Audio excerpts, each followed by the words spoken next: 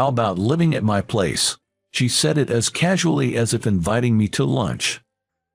I was at a loss for words. After all, Susan, was my team leader at my previous company, and then she became my employer. This was about a year ago.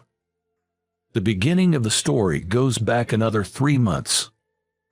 That morning, as soon as I arrived at the office, the department head summoned me in an irritated voice. "Hey Mike, what on earth is this?" As I walked over to his desk, he threw a catalog of new cell phone covers on the desk. Looking at it, there was a cell phone cover design identical to the one I had previously completed. "You said you wanted to redo it, even though you got the go-ahead last time, didn't you?" "Yes, that's because I came up with a better idea, and so, I discussed it with the leader and..." "Did you really sell your design elsewhere?" "No way, that's impossible." But here it was, my rejected design being manufactured by another company. I had no idea why. I looked around for my team leader, Susan, for help. Then I remembered that she was on a business trip out of town until tomorrow. "You're fired, effective today." Termination of contract means I'm fired. I was falsely accused and suddenly kicked out of the company. I work as a product designer. Product designers design all sorts of products, from household goods and daily necessities to industrial machinery. Some manufacturers have in-house designers, but others outsource the design to design firms. I used to be responsible for product planning at a manufacturer, placing design orders. But eventually, I became interested in design itself, quit my job, and studied design at a vocational school before being hired as a contract employee at the design agency.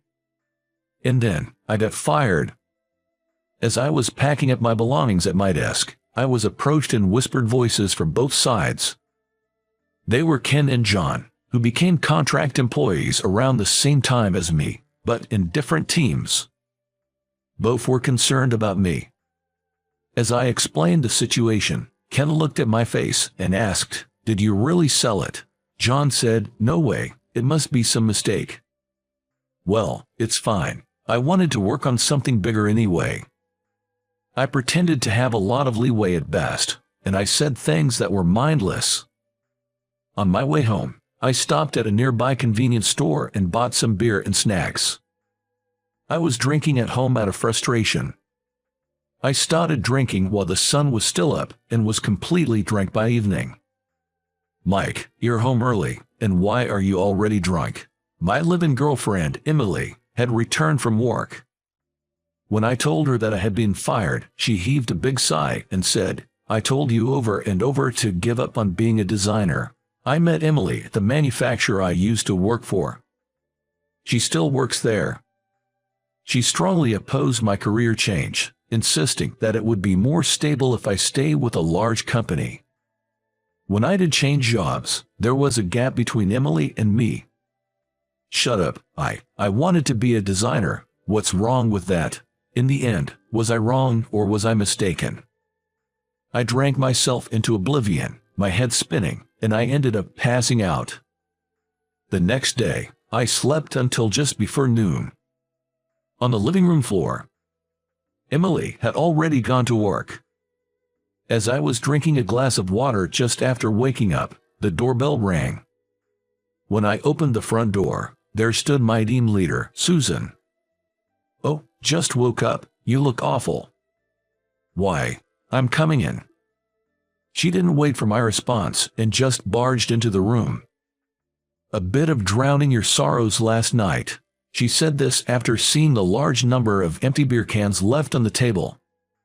"Well, something like that. I'm going on a binge eat right now. It's lunchtime anyway. Come on, I've bought loads down at the town square. Let's eat together." Honestly, I had no appetite, but I had no choice but to say yes. More importantly, why? I quit the company too. "What, why? Is that all you can say? Why?" She laughed as she said this, looking at my surprised face. She had finished a business trip and had gone to the office that morning, where she was informed about the termination of my contract and the reason for it. And she had gotten into an argument with the boss. She insisted that there's no way I would sell my designs to another company, but the boss was adamant that my designs had actually been productized. In the end, he rebuked her as team leader, saying, "You've been negligent in your supervision." He said I was negligent, so I said, "Then I'll take responsibility," and I quit. She said this robustly while biting into a fried chicken drumstick. So now, because of me, you too, have been at odds with that hard-headed man for a while now. She then looked at me seriously, adjusting her posture. You just left your job yesterday, and you haven't decided on your next job yet, right? Yes, I have no prospects. Then, work with me. Work with you. I couldn't grasp the meaning, so she explained. She had decided to take this opportunity to start her own design firm. She had been considering going independent and had saved up for it. The salary might be lower at first, but only for a little while. Just bear with it. In other words, she wanted me to be the first employee of her new design company.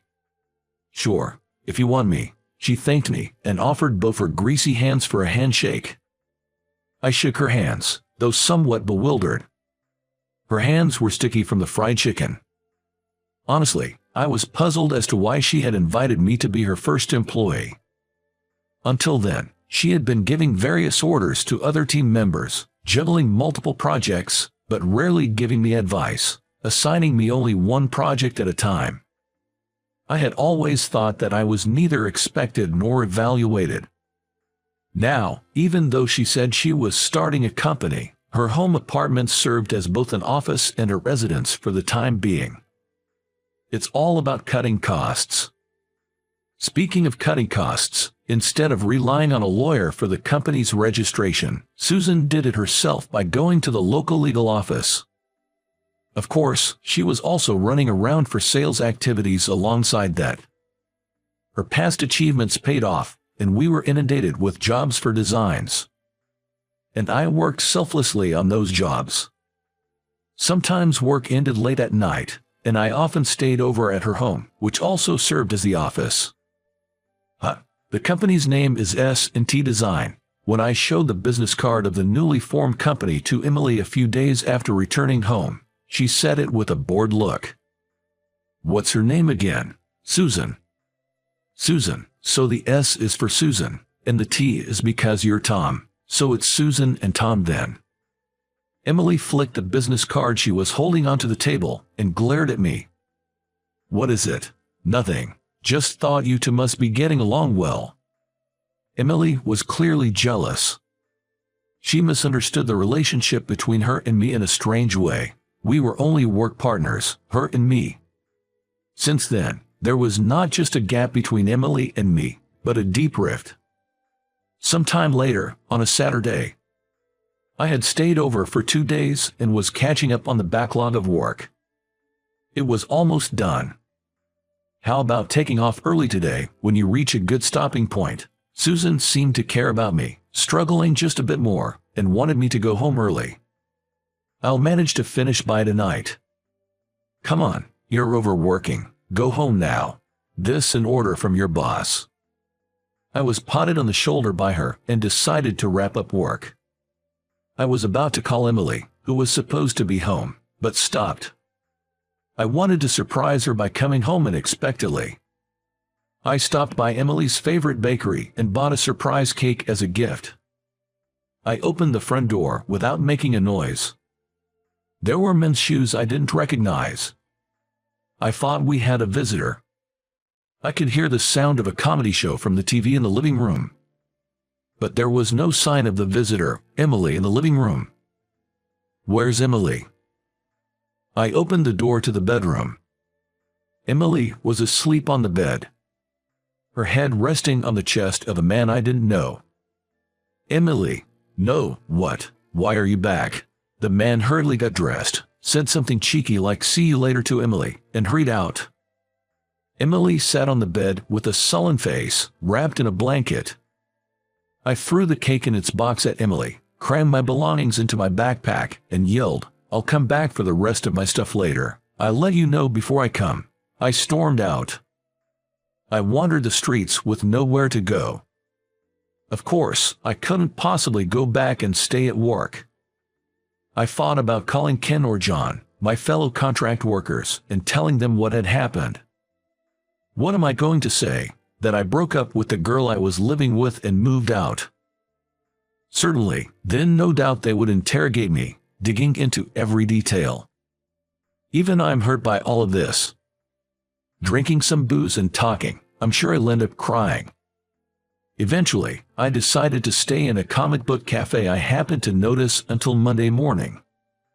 "Oh, were you off camping for the weekend?" she said on Monday, noticing my backpack as I was heading to work. "No, I've moved out of the house." "Did you have a fight with her?" "We broke up." She looked shocked for a moment, then said, "I don't know the details," but as a preface, and then casually said, "Why don't you live at my place?" As I hesitated, she added, "I don't mind at all. After all, you've stayed over plenty of times before." But that was for work. Never mind that. I found this old business card while I was sorting through some things. Look at this. The card she handed me was from when I was in charge of product planning at a manufacturer. "Why do you have this? We exchanged cards a long time ago. You don't remember, do you? I was at the design company before the one I'm at now." I had no memory of it, but she had been in charge of the design when my company had hired her. Usually, we would have multiple meetings to finalize the design, including the concept and functionality of the product. I made a few revisions to the rough sketch, and the design was pretty much settled, but you, a rookie, came to observe the meeting. I was trying to recall the time while listening to her story. "When we exchanged business cards, you were so stiff, barely looking at anyone's face, and your hands were shaking. I wondered if you were going to be okay as a newbie," she said with a chuckle. I could only respond with an embarrassed smile, feeling both pathetic and ashamed. At the end of the meeting, someone said, "Mike, tell us your thoughts." You were so nervous that her voice was cracking, and you said something completely off the wall, but it was something none of us would have ever thought of. I thought, what's with this amateur? What kind of ridiculous thing had I said? I couldn't remember. I thought that, but at the same time, I wondered where such an idea had come from, which I couldn't do, I thought. I was frustrated. If this guy gets involved in design, won't it be something incredible? I can't lose to him. With that, she stood up from her chair. I looked down, embarrassed.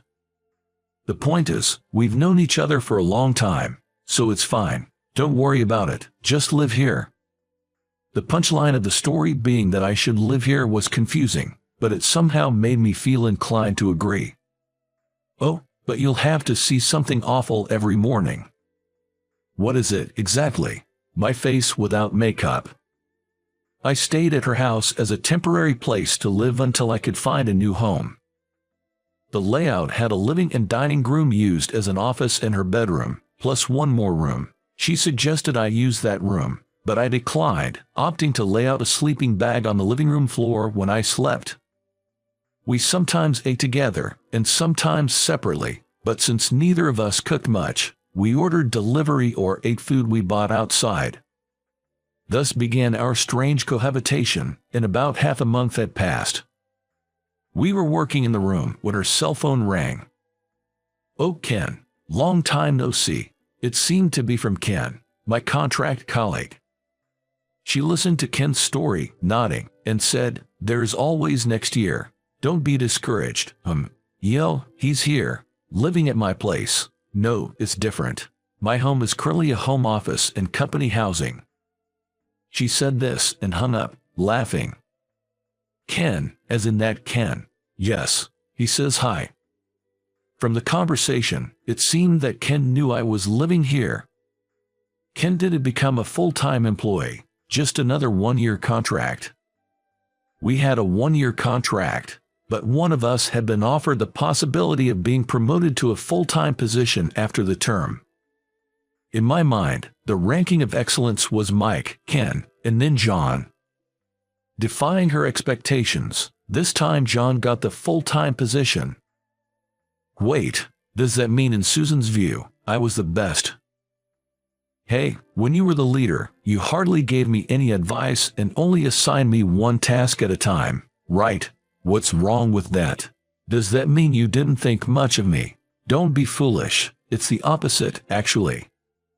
The reason she didn't advise me was that there was no need to. She didn't make me multitask because she wanted me to focus on the cases she deemed important or difficult. Hearing that, I felt so happy that I wanted to jump for joy. After that, work went smoothly.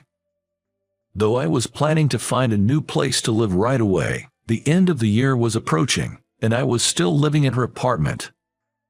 "It's cold today," she said, stamping her feet in front of the space heater after returning from outside. "They say there's a big cold wave coming." Well, I can't be defeated by a cold wave. There's a lot of work ahead. She had secured a new business opportunity upon visiting a client. However, it was a competition with another company. If we won the competition, it would lead to continued orders. The schedule is tight. Only 1 week until the competition, and on top of that, that company will also participate. That company, the company that gave us the opportunity to start our S&T design. She also invited me over, saying she'd gotten interesting news. The designs I had rejected were sold to another design firm by our contract colleague John. In his eagerness to be promoted, he tried to sabotage me to reduce competition. The company that bought the design from John also had other stolen designs and was reported by the client. And thus, John's actions came to light. John was fired just a few months after becoming a full-time employee, and another contract employee, again, became full-time. For the next week, I worked day and night on the design for the competition. The night before the competition, I finally finished the design drawing. I was so relieved that I fell asleep with my head on my desk. "Hey, you'll catch a cold like that." She had been resting in her bedroom and came to check on the workspace, where the lights were still on. Though I fell asleep, "The design is ready, it's right here." She said, "I know," and put her arm under mine to help me stand. "I'm fine, sleeping back. Come here, my bed's warmer." We won the competition. And the company grew. We established a new office and hired about 5 employees. As for me, I'm still living in her house. Not just as a work partner, but as a life partner.